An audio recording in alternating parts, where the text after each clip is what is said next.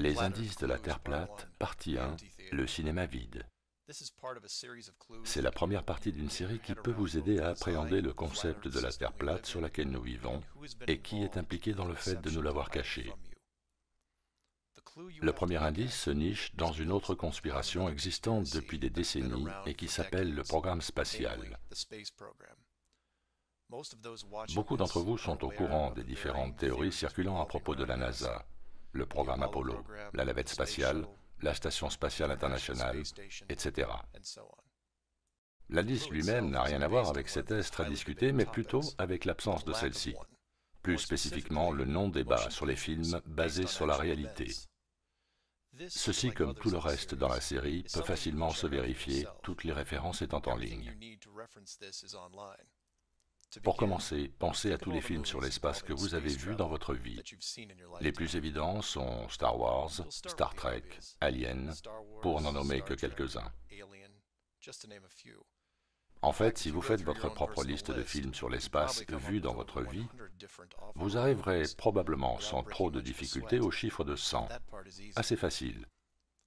Pour une deuxième liste, rappelez-vous tous les films sur l'espace non fantaisistes. Vous trouverez La Planète Rouge, Gravity, Mission to Mars, 2001, des trucs comme ça.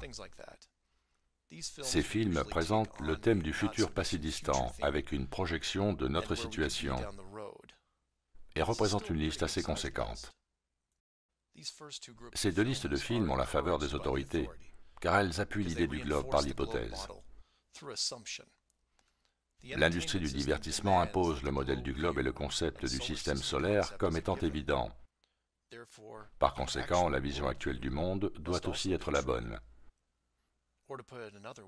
En d'autres termes, si vous ne doutez pas en regardant un film comme, disons, Gravity, alors votre subconscient va projeter le film dans la vie réelle. Plus vous regardez et appréciez ce genre de film, plus la frontière devient floue entre ce que vous voulez croire et ce que vous savez. Regardez suffisamment de films sur Mars, et l'annonce par la NASA d'une mission vers Mars vous surprendra moins.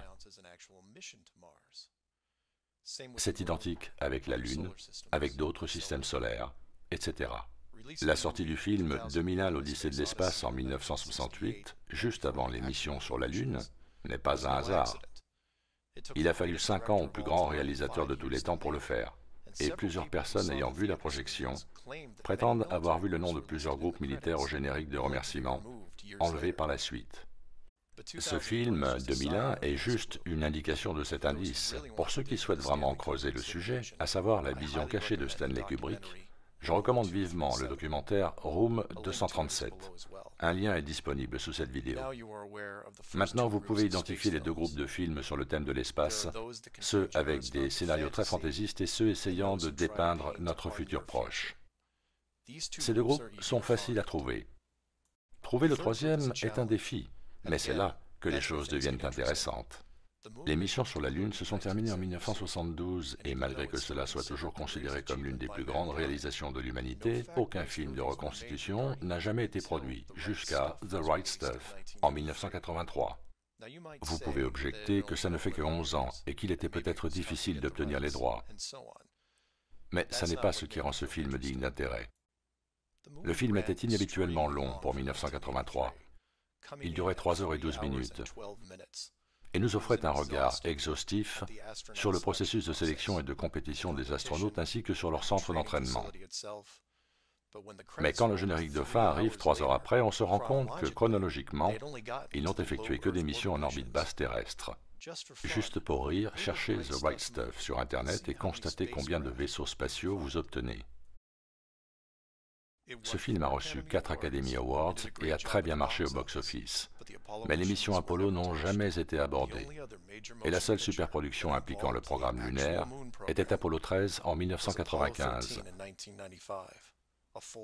12 années après Apollo 13, qui n'a effectué qu'une seule orbite autour de la Lune sans alunissage et aucune référence aux missions précédentes. Et après 1995, plus rien. Hollywood est connu pour ne jamais laisser une source se tarir. Ils font des reboots, des séquelles, d'à peu près tout. Mais là, depuis presque 60 ans, il n'y a jamais eu un seul film de reconstitution sur les missions lunaires. Des centaines de films de science-fiction y font référence, de Superman à Transformers, mais rien sur la surface lunaire,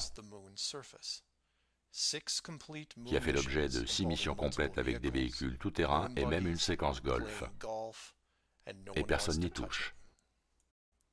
Maintenant, pour être honnête, il y avait une mini-série en 1998 couvrant ce sujet, produite par Tom Hanks, suite à son rôle dans Apollo 13. Mais sinon, absolument aucune production professionnelle depuis. Toujours pour rigoler, cherchez la série TV de la Terre à la Lune et constatez les résultats.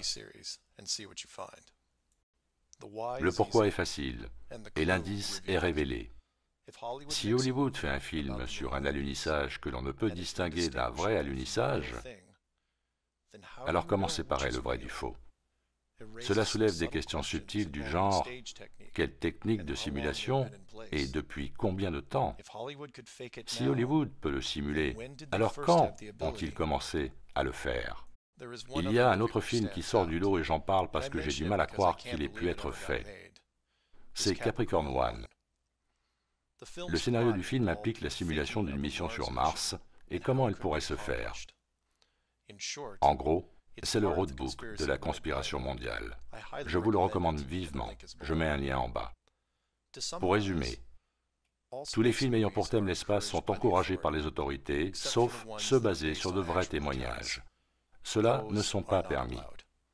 Le programme lunaire a été enterré par l'industrie du divertissement parce qu'il est impossible d'aller sur la Lune. C'est soit derrière une barrière dans un hangar, soit une image digitale HD comme celle de n'importe quelle planète d'un jeu vidéo. Le monde est plat. Et c'est juste le premier indice. Faites vos propres recherches et revenez commenter si vous le souhaitez. C'était Mark Sargent. Or 303-494-6631.